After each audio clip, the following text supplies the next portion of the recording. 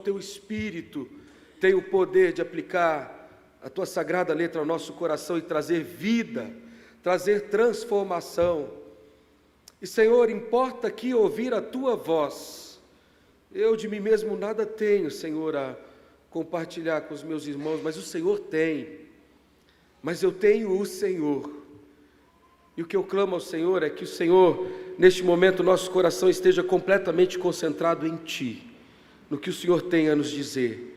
Fala conosco, Pai.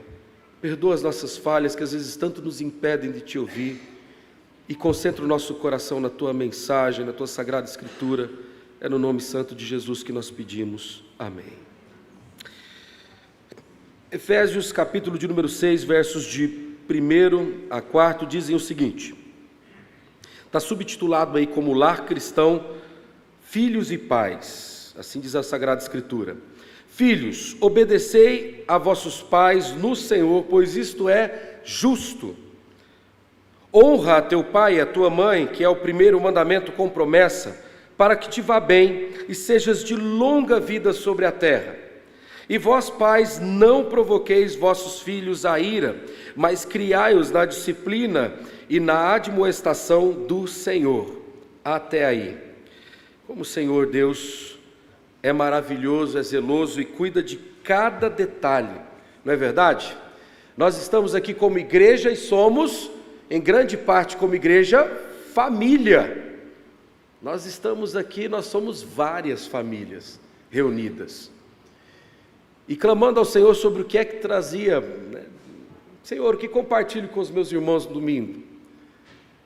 Ficou claro para mim que, somando tudo, né, esse conjunto gostoso de parentesco, em meio às férias, talvez você aí com as crianças em casa, tanta coisa boa acontecendo, por que não pensar exatamente então sobre família? Como é que Deus nos ensina a viver família? É bom ser lembrado pelo Senhor. Na carta aos Efésios, você, obviamente, como em todas as outras cartas, você tem uma sequência lógica. E o que é a introdução da carta aos Efésios? Se você for um leitor atento, depois você lê em casa, eu vou te trazer aqui um resumo geral, mas no primeiro capítulo ali você pode encontrar uma adoração a Deus, trazida pelo apóstolo Paulo, porque Cristo Jesus, destacando Jesus como fundamento da construção de toda essa igreja gloriosa. Quem é o fundamento disso tudo, dessa transformação maravilhosa, dessa comunidade de fé, de tudo isso que nós estamos vivendo aqui, quando isso é real? É Cristo. E Paulo está falando isso no capítulo 1 de Efésios. Então ele está dizendo, olha, bendito seja Deus, né? Por esse eterno fundamento que é Cristo. Nós estamos fundamentados nele. Não tem como isso oscilar para lá ou para cá. O fundamento é Cristo. E é isso que o capítulo 1 lembra. Com base nesse fundamento, ele parte para o capítulo de número 2. E então ele conta para nós como é o universal propósito. Lembra que antes o Senhor falou muito ao povo de Israel? Lembra disso? Falou muito ao povo judeu. Agora ele está dizendo assim, olha, agora não só mais com os judeus. Na verdade, desde o Antigo Testamento já não era só assim, né? Lembra que tinham os prosélitos? O pessoal, o povo de Israel era responsável por propagar o nome do Senhor.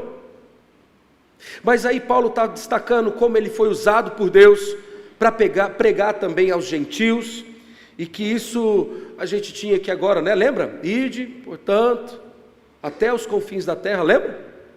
Ele está lembrando a gente que esse fundamento maravilhoso que é Cristo, ele deve chegar e atingir até os confins, tanto judeus quanto gentios.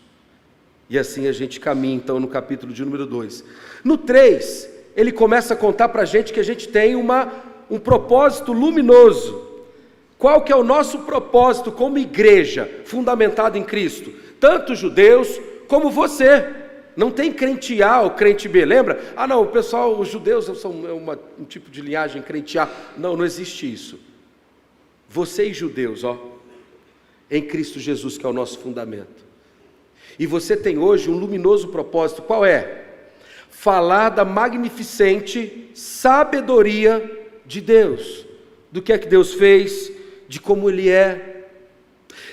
Você vai poder, a partir do capítulo de número 3 ali, ele trabalha também a ideia de como é conhecer o amor de Cristo, que você está aqui para que as pessoas conheçam quem é Cristo Jesus, e essa obra maravilhosa de Deus.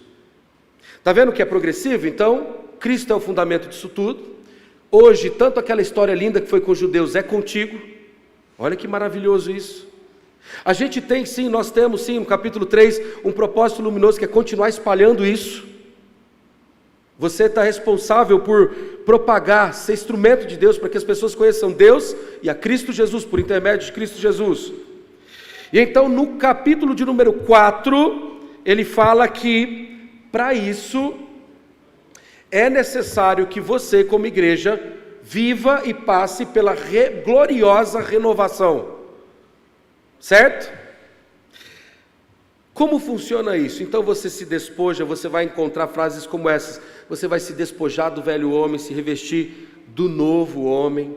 E ele vai dando algumas dicas muito práticas para a igreja, dizendo: olha, para viver isso, para que as pessoas conheçam Deus através da sua vida, para que seja destacado quem é Cristo Jesus, para que você viva essa obra maravilhosa que começou com os judeus e está contigo hoje, viva assim. E ele começa a dar uma série de dicas. Olha, se revista do novo homem, seja assim. E então, depois de tratar o todo, aí vamos chegar no capítulo que nós estamos. Ele começa a fragmentar os grupos agora. Então agora eu vou tratar com pais e filhos, maridos e mulheres. Eu vou tratar agora com servos e senhores. Então ele começa a especificar como que é a ação de Cristo Jesus em um filho convertido, por exemplo. Como que trabalha alguém que está nesse fundamento que é Cristo Jesus. Por isso a relação entre senhores e servos. Como que é a paternidade de quem está em Cristo Jesus? Como é que é ser pai em Cristo Jesus? Vivendo esse evangelho que tocou tantos judeus e abarca quem nós somos hoje. Como é que é viver isso? Por isso ele fragmenta e trata de maneira específica. Assim é um pai cristão, assim é um trabalhador cristão, assim... E ele vai tratando. E aí ele encerra no 6, pega um pedacinho do texto que nós lemos também, dizendo da armadura de Deus, que é quem que te capacita. O que é a armadura de Cristo? O que é a armadura de Deus? O próprio Cristo, a própria ação do Espírito em nós, te levando a orar, a ter dedicação e vivência da palavra e por aí vai.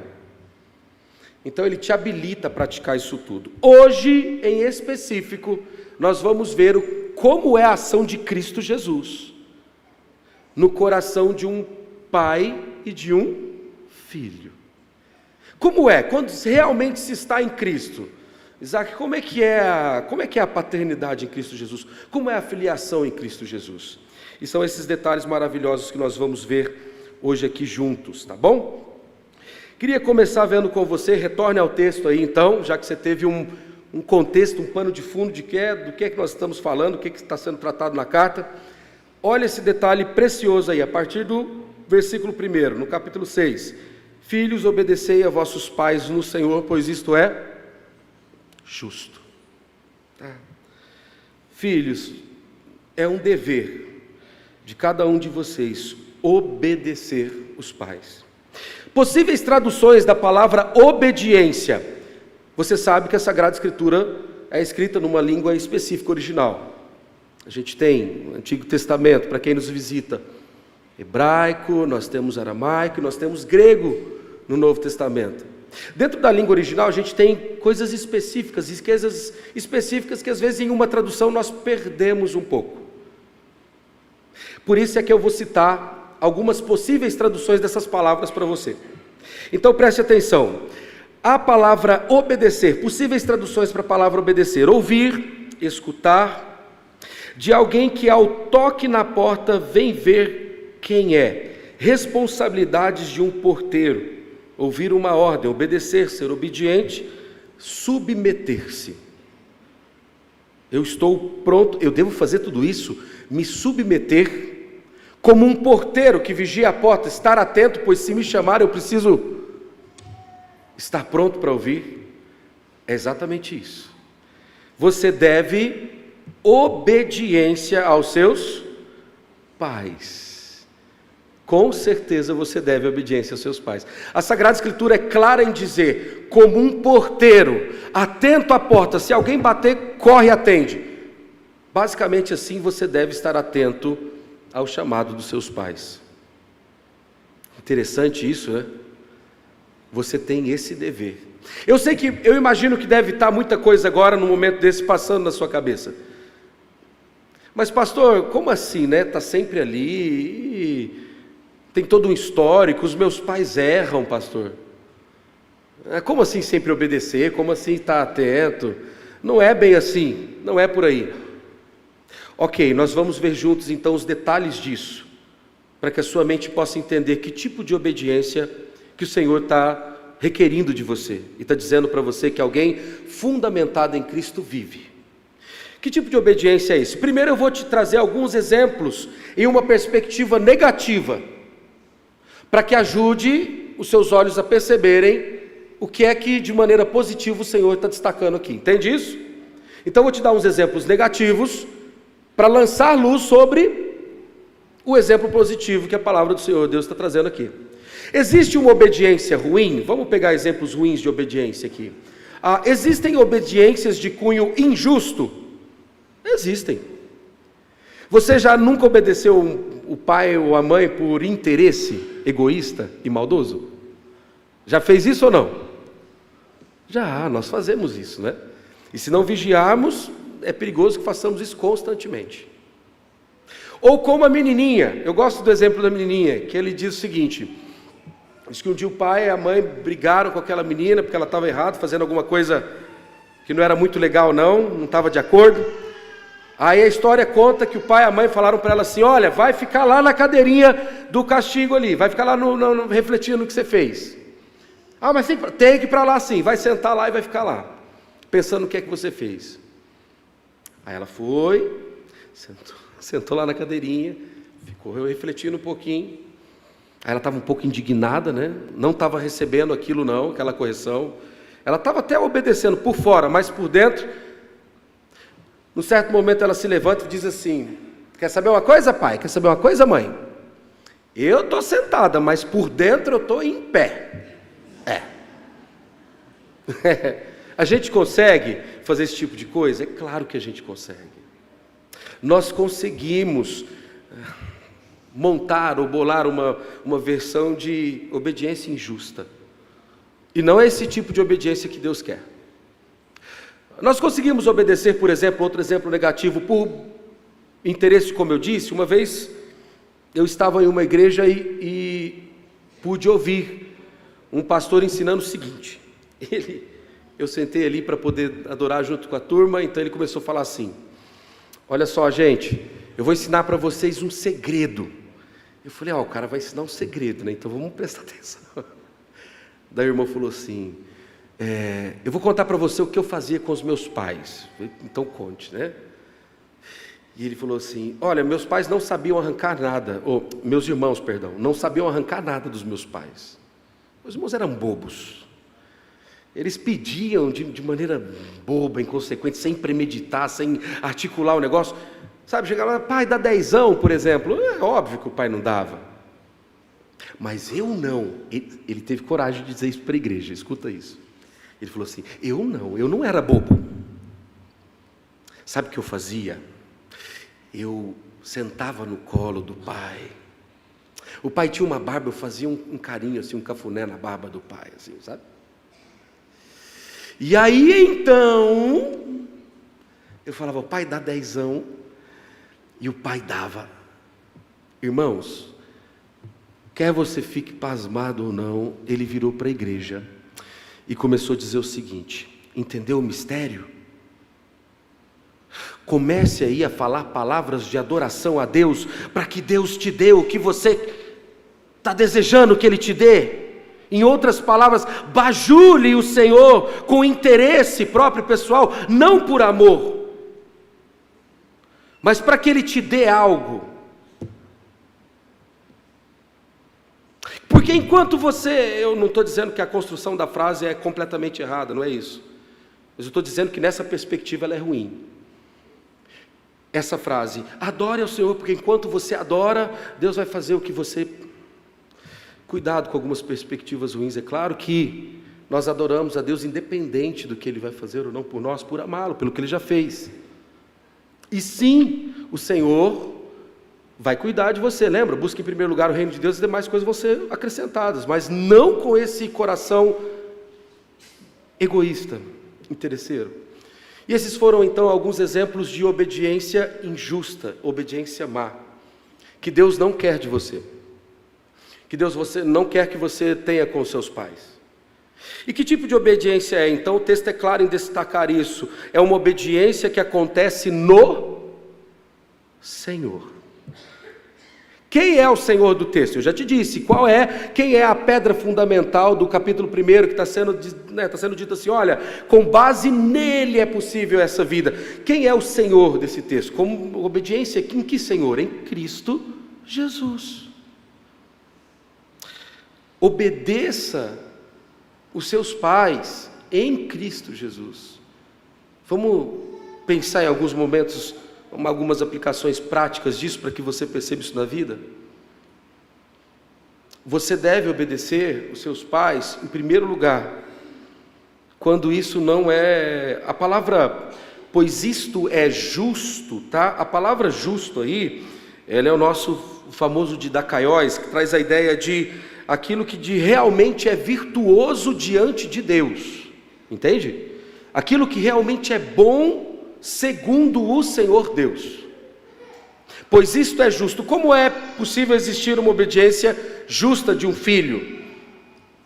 Somente quando ela acontece em Cristo Jesus e segundo os padrões de Deus. Essa é a régua para você obedecer os seus pais. Se de fato seus pais estão lhe dizendo algo que está e é coerente com a Sagrada Escritura, sim, você deve honrá-los e obedecê-los. Lembra quando um pai, por exemplo, pede, é o nosso exemplo clássico, né? Filho, atende lá e diz que eu não... Isso, esse é o nosso exemplo clássico. Esse tipo de obediência é para ser executada? Não, irmãos, porque a gente não está falando de uma obediência cega, não é? Essa obediência, ela se levanta contra quem? Contra o Senhor. É óbvio que nesse momento você diz: não, paizinho, mãezinho, eu amo você, mas isso eu não posso fazer. Que isso é o tipo de obediência injusta, que vai contra o Senhor. Isso eu não faço, eu não posso fazer. Não? É obediência no Senhor, segundo aquilo que a palavra de Deus diz. E aí é maravilhoso que ele cita, então, ele evoca um dos nossos mandamentos. Lembra aí, olha o versículo de número 2, que diz aí: honra, isso, e a tua mãe. Honre os teus pais. Pastor, então, quando não for justo, quando não for algo, ou quando for, vamos pensar aqui, algo que se levante contra o Senhor, como é que eu devo proceder? Olha que legal, ele já arremata isso, e diz assim: bom, se for uma coisa injusta que teu pai está pedindo, tua mãe está pedindo, ou mesmo se for justo, os dois processos, viva-os em honra. Respeite. Possíveis traduções para honra aí: estimar, fixar valor para o valor de algo que pertence a si mesmo. Honrar, ter em honra. É um dever nosso honrar. Eu preciso ficar então firme nessa obediência no Senhor, ser fiel a Deus. E aí vou pegar exemplo de novo para que você entenda o que é que o texto está dizendo. Num caso desse, que é uma ordem injusta por conta, né, que vem através dos seus pais, como é que você deve proceder? Desonrar? Não. Desonrar seria o quê? Que é isso? É um absurdo. E você não sei o quê. Sabe quando a gente desonra, briga, destrata? A gente tira o valor que estava fixado e trata como se fosse um colega da escola. Sabe isso? É o tipo de coisa que não se faz. Quando a gente destrata, Deus vai lá e fixa um valor, olha, respeite, ame. E tem algumas outras possíveis traduções que eu acabei nem lendo, que tem uma delas aqui que diz o seguinte, reverenciar. Uma das possíveis traduções da palavra original. Respeito mesmo. Quer eles estejam falando uma coisa absurda ou não. Eu estou dizendo respeito, não obediência cega. Entende sobre o que eu estou dizendo? Entende sobre o que eu estou falando? Eu estou te dizendo que é o seguinte, se ele chegar com uma coisa absurda, a sua mãe, os seus pais, você deve obedecer segundo o padrão de Deus, não há negociação. Que o Senhor aqui é a pedra fundamental disso tudo. Porém, entretanto, contudo, todavia, você tem o dever de continuar respeitando e honrando cada um deles. Exemplo, você pode dizer, paizinho, mãezinho, olha, e você pode começar sendo doce, né? Não precisa ser agressivo. Você sabe que eu te amo, você sabe que eu amo você.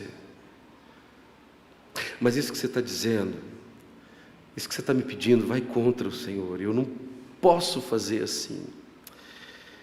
Eu não posso fazer esse tipo de coisa, exemplo, tá? Com a minha esposa, mãe. Eu preciso honrá-la, mas com respeito. Paizinho, mãezinho, olha, esse tipo de coisa que você está falando, puxa, não tem como. Mas como isso deve acontecer? Eu amo você, lhe respeito profundamente, mas eu não posso fazer isso. Assim deve ser. Não com briga, não com baixaria, não tirando o valor que é fixado, não, porque esse valor fixado, vou te dizer por que ele foi fixado, pelo Senhor e nos 10 mandamentos. Não tire esse valor, ele foi fixado pelo próprio Deus. Respeite.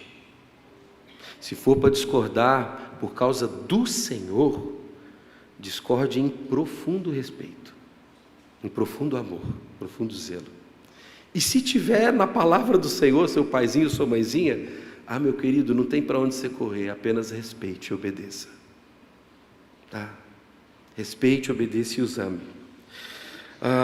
Para que te vá bem, aí você já sabe, é um mandamento com promessa, então para que te vá bem, sejas de longa vida sobre a terra. É claro que o Senhor Deus vai, provavelmente lhe abençoar, porque é uma obediência feita é óbvio. Entende a conexão lógica disso? Ele está te dizendo assim, olha, obedeça a palavra. Em outras palavras, honre as autoridades que estão seguindo a Sagrada Escritura. É claro que se você obedecer e seguir a Sagrada Escritura, você será abençoado por Deus. Entende? Viu como o texto ele é bem construído, bem amarrado e completamente voltado para o Senhor, inclusive na sua vivência com seus pais, ele é completamente voltado para Deus. Obedeça no Senhor, os ame e os respeite, mas segundo aquilo que o Senhor quer fazer na sua vida. Então ele vira a chave, tá bom? Vamos para a nossa segunda parte aí. Então quando ele vira a chave, ok, ele fala, olha, é isso que você tem que viver em Cristo Jesus, honra, respeito, tá? E ele fala assim, e vós pais, a partir do último versículo aí, vós pais, não provoqueis vossos filhos a ira. E o que é provocar a ira, né? O que será isso? Não fazer com que eles se exasperem, com que eles se zanguem. De alguma maneira, é quando você torna a obediência dos seus filhos pesada. E por um motivo, muito provavelmente, pegando aqui a linha do texto, muito provavelmente quando você faz isso por um motivo injusto e mau. É possível tornar a obediência dos nossos filhos pesada por um motivo injusto e mau? É. Não é difícil não. O que pais erram? Eu estou te dizendo isso desde os primeiros versículos. Pais erram. Puxa, pastor, eu sei, irmão, sabe, no mundo a gente não tem diferenciações disso, né? Na cosmovisão mundana, parece que se mistura tudo. Mesmo se tiver errado, é isso mesmo, concorde com o erro dos seus pais e leve isso. Não. O cristianismo não diz isso. A palavra de Deus não diz isso. A palavra de Deus separe as coisas. E honre e respeite segundo o Senhor. Obedeça à palavra de Deus, obedeça aquilo que é justo, mas sempre respeite e mantenha o valor fixado. Olha como a palavra de Deus é clara e específica. Mantenha o valor fixado, remove aquilo que é injusto e obedeça no Senhor que é justo. Honre e os respeite. E fica nas entrelinhas do texto, principalmente no versículo de número 4, que sim, os pais erram. Ou seja, está dando um exemplo aqui negativo, dizendo, não façam isso, paizinhos. Obviamente, porque provavelmente alguém faça. Pode ser que a gente faça isso, tá? A gente traga um juízo pesado sobre os filhos, que talvez não tenha a ver com temor a Deus, que não tenha a ver com amor a Deus, tem a ver com gosto pessoal e particular. Porque eu quero. Porque se é meu filho, você tem que me obedecer. Isso é amar o Senhor? Porque eu estou dizendo que é assim. Por que, pai? Por que, mãe? Porque eu mandei. Entende de onde vem a tratativa? Não. Não é para você, sim, eu fixei um valor, eu dei valor à paternidade que estabeleci em você, mas não a dei para que você a usurpe. E faça com que os seus filhos odeiem autoridades, obediências. Eu não te dei para isso, não é para isso que eu dei a honra, a paternidade e a maternidade. Não é por isso. Eu não quero que você utilize de modo errado, que isso seja pesado na vida dos seus filhos. E que a referência que eles tenham na mente e no coração seja assim, isso é muito ruim. Você sabia que muitas pessoas têm dificuldade no relacionamento, por exemplo, com Deus, quanto à paternidade de Deus, exatamente porque tiveram um péssimo exemplo de como ser pai? Sabia disso? E às vezes essas pessoas nem não sabem por quê, mas é difícil para elas chamar Deus de Pai, porque aconteceu um abuso daquilo tudo, de toda essa honra, sabe essa estima que os filhos devem ter, esse cuidado? A resposta é séria. Do lado oposto significa, e você tem a responsabilidade com isso, não brinque com isso. E você, pai, não abuse disso, porque eu te dei isso exatamente para que você transmita o quê para os seus filhos? Nós pais somos responsáveis em transmitir o quê? Você é responsável por transmitir várias ministrações a respeito de quem Deus é para os seus filhos. Olha como Deus, rapaz, eu aprendi justiça e amor dentro da minha casa. Os meus pais foram instrumentos de Deus para que eu entendesse o que era misericórdia, o que era justiça, o que era perdão, o que era graça, o que era uma consequência apropriada para o que eu estava fazendo de errado. E tem mais. Inclusive um dia os meus pais, quando erraram comigo, sabe o que eles fizeram? Eles reconheceram, chegaram diante de mim, mostraram para mim o que eu deveria fazer, inclusive quando eu estava errado. Quantas vezes eu falhei com os meus filhos? Diversas. Pastor, isso não é ruim, ter que chegar neles e dizer assim, olha filho, eu estou errado, eu acabei de errar aqui. Eu falei, eu estava agitado, nervoso, e eu fui áspero, eu fui agressivo. Não é assim. Perdão, Anelisa, perdão, Pedro, perdão, Amanda. Isso não representa o cuidado que Deus deveria transmitir aos seus olhos através de mim. Não representa. Esse sou eu. Perdão. De coração, perdão. Eu errei com você. Errou, pai? Errei, filho. E aí eu vou evocar uma sabedoria, assim, uma percepção. Lembra que a chuva cai sobre o justo e o injusto? Lembra disso? Lembra da graça comum? Quem é que percebeu isso há uns anos atrás já e citou isso na cultura pop? Quem é que citou isso na cultura pop há alguns anos atrás? Você culpa seus pais por tudo? Isso é um absurdo. São crianças como você. Afinal de contas, o que você acha que você vai ser quando você crescer? E teve muita coisa que eu fui aprender a respeito de paternidade e maternidade, de equilíbrio, de compaixão, quando eu tive os meus fracassos como pai. Diversos. Eu pude olhar para os meus e dizer: é difícil, entendo. Dá um abraço. Vamos de novo. Eu sei, pai, eu sei, mãe. Tá tudo bem, eu sei que vocês erram. Eu vi isso, senti isso na própria pele. Errei com os meus filhos. Olha como Deus costura tudo isso. Olha como Deus ajusta. E Ele cura.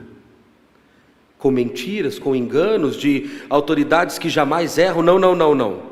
Dizendo a verdade. Sim, pais erram.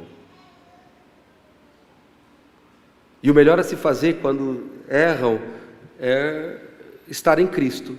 Em outras palavras, reconhecer, pedir perdão e mudar. Filho, eu errei. Não é assim que faz não, te ensinei errado. E volto atrás sim, não tem esse negócio de não volto, volto sim. Se eu tiver errado, errei, eu preciso voltar atrás. Preciso pedir perdão, preciso ser diferente. Até com isso o Senhor Deus vai abençoar os seus filhos. Entende? Como é legal olhar para a Sagrada Escritura e ver. Reconheça que você pode fracassar sim. Discreto, não provoquem os vossos filhos aí. Discreto, mas está ali. Sim, pais podem errar. Mas é possível caminhar no Senhor, tá? E termina o texto dizendo assim: antes é um dever dos pais o quê? Fazer o quê? Criar os filhos na disciplina e na admoestação do Senhor. Vou chamar a sua atenção para a palavra criai-os. Criai-os traz a ideia de, olha que interessante, alimentar até tornar-se maduros. Entende que não é uma responsabilidade que passa como uma fase qualquer? Não é bem isso. Não é bem isso. Você, como pai, tem o compromisso diante de Deus de alimentar esse pequenino, seja emocionalmente, seja em sua moral, seja com alimento físico. É responsabilidade sua alimentar essa criaturinha, esse serzinho, até que ele se torne maduro. É isso que o texto está dizendo. Criai-os. Quando ele está dizendo é um dever seu criar, até que ele se torne maduro, sim, é responsabilidade tua. E lembre-se disso. Quando a gente está dizendo, quando o texto está falando criai-os até tornar-se maduro, obviamente inclui, né, a sustentação física. Isso já é praxe. Mas tem muito pai e mãe que para aí, né? Diz assim: não, eu estou pondo a comida dentro de casa, tá bom, fiz minha parte. Não é assim? Se você é um pai em Cristo, não é assim. Com certeza não é assim. Se você é um pai em Cristo. Se você é uma mãe em Cristo, não é assim. Além de colocar todo o mantimento necessário para que seu filho se desenvolva em casa, dar-lhe, oferecer-lhe estudo, oferecer-lhe desenvolvimento, você é responsável. Olha o que o texto diz: criai-os na disciplina Tá bom? Eu te digo já o que é disciplina, e é a admoestação do Senhor. A admoestação traz a ideia de exortação. Você tem que trocar um lero mesmo, sabe isso? Ah, mas tem preguiça, pastor, não consigo, essas coisas não é para mim, sabe? É para mim, deixa lá, delega para qualquer um, não é para a igreja, é para a igreja, leva ele na igreja, tá bom, a igreja cuida desse aspecto. Se você é um pai em Cristo, se você é uma mãe em Cristo, é um dever seu, se você é cristão. Sabia disso? A igreja pode, obviamente, te aparelhar para que isso aconteça da melhor maneira possível, mas é um dever, uma responsabilidade direta sua. Você deve sentar com ele ali e prover tudo que for necessário para que Deus, por meio de você como pai, o ensine, não só na parte do aspecto físico, mas em todo o aspecto moral, de coração, emocional. Você é responsável por isso, eu sou. Então nada de delegar, nada de terceirizar, nada de bater no peito e dizer, ó, eu já dou o mantimento, o resto se vira. É responsabilidade sua, tá? E quando fala disciplinar, sim, filhos, as traduções aqui, algumas possíveis traduções para essa última palavra que nós vamos ver essa noite, também incluem treino e cuidado, mas é tudo que em um adulto também cultiva a alma, correções, etc., coisas desse sentido. Mas considera-se uma tradução aqui que traz a ideia de castigo, punição. E olha que interessante, dos males com os quais Deus visita os homens para a sua correção. Entende isso? Não, pastor, tem que fazer isso com os filhos? Tem. Claro que tem, tá, querido? Ah, não, eu não gosto, imagina, eu trabalho o dia inteiro. A hora que chega aqui tem que ficar... eu não quero me desgastar, pastor.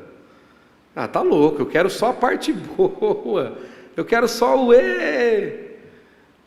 Não, se você é um pai ou uma mãe cristã, não funciona assim, não é assim. Você deve ter comprometimento sim, na criação, na admoestação, nas correções, aquilo que precisa ser aparado, e é por você, sentar com ele depois ali, quem sabe, do seu expediente de trabalho, olhar nos olhos e dizer, vamos lá, vamos conversar sobre isso. Entenda o aspecto justo disso aqui que você está fazendo, ou errado, certo? E gastar tempo com isso. Comprometer-se com isso. Até quando, pastor? Até que você veja que ele está maduro. Puxa, pastor, mas tem uns aí que estão com 40, tem, né, homens de 20, meninos de 40. É verdade, tem mesmo. Se for o teu caso, você precisa continuar caminhando com esse garotão, com essa garotona. Assuma isso no Senhor. Isso vai ser bênção na sua vida, na vida do seu lar. E aí você vai ver como é que funciona um lar cristão. Um lar cheio da presença de Deus.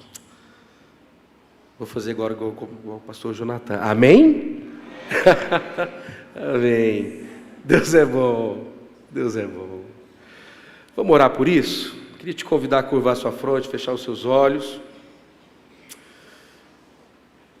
E te convidar a um momento de resposta. Não é assim que funciona o culto? Deus falou com você, não falou? Agora, fale com Deus sobre o que Deus falou com você. E não perca esse momento, não deixe a sua cabeça te distrair, a sua carne te levar para outro lugar. Dê uma resposta ao Senhor.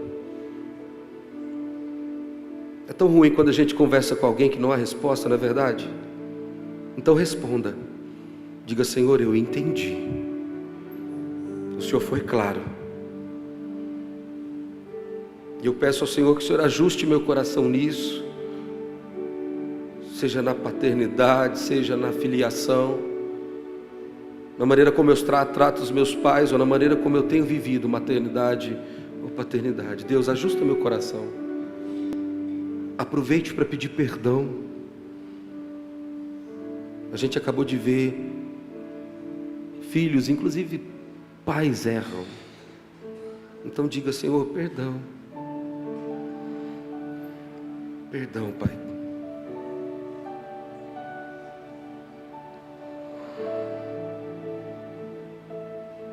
Ore, não deixe a sua carne te distrair, ore.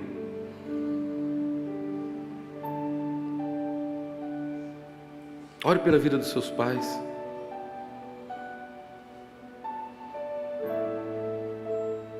Ore pela sua vida como filho, como filha. Fala: Senhor, me dá essa vida, me dá esse amor.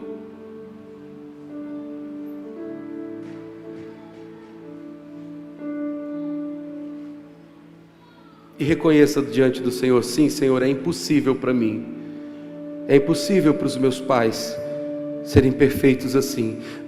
Eu acabei de descobrir que esse tipo de perfeição só é possível ser vivida em Ti. Então, Jesus, livra-me dos meus erros como pai, ou como filho, ou como mãe, e ajusta o meu coração para uma filiação que venha do Senhor, para uma maternidade, para uma paternidade que vem de Ti. E sim, eu já descobri, sozinho é impossível, mas eu descobri o segredo. A Tua palavra me diz que no Senhor existe paternidade assim, existe maternidade assim, existe filiação assim, existe honra. Diz para o Senhor: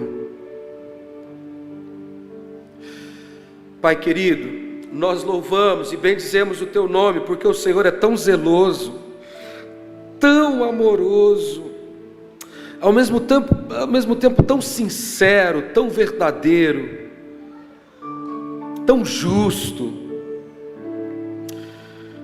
Paizinho, quando o Senhor fala conosco, é possível sentir tudo isso, perceber tudo isso, como o Senhor é honesto, como o Senhor é correto, como o Senhor é verdadeiro e ao mesmo tempo tão amoroso. É possível perceber a firmeza da Tua doce voz. É possível. E concede-nos, Senhor, Pai, no Teu Filho amado, em Cristo Jesus, o Filho perfeito, honrarmos os nossos pais, amarmos, obedecermos. E nos concede também, Pai, em Tua paternidade, a paternidade perfeita, através de Cristo Jesus, o Filho, vivermos e sermos pais e mães que honram o Senhor, que amam o Senhor e que transmitem uma visão amorosa e honrada e verdadeira de autoridade. É no nome de Jesus que nós Te pedimos isso, Senhor. Amém, Jesus.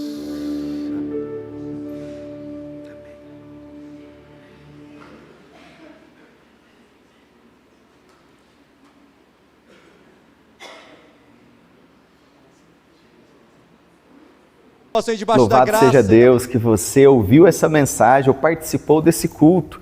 Nosso desejo é que você tenha um encontro verdadeiro com o Senhor Jesus. Então, eu te faço 3 convites muito importantes.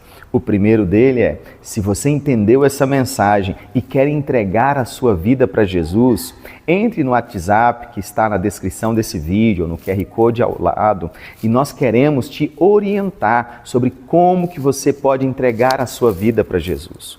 O segundo convite, muito importante, é: volte a congregar em uma igreja séria, uma igreja bíblica. Se na sua cidade tem uma igreja presbiteriana, procure uma igreja presbiteriana. Se você deseja, entre em contato conosco dizendo: eu quero retornar a servir ao Senhor em uma igreja.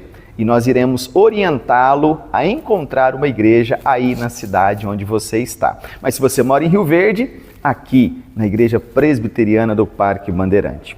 E o terceiro e último convite é muito importante. Diga: eu quero ser batizado. Isso mesmo, você deseja um compromisso sério de vida com o Senhor. Porque talvez você já está frequentando a nossa igreja, já ouviu várias mensagens, já entendeu a proposta do Evangelho e deseja entregar a sua vida para Jesus. Então venha participar do nosso curso para batismo, na nossa classe Nova Vida com o Senhor Jesus. Entre no WhatsApp e diga: eu quero ser batizado, e nós vamos orientá-lo sobre o melhor momento para você começar a estudar para ser batizado. Louvado seja o nome do Senhor pela sua vida. Deus te abençoe sempre.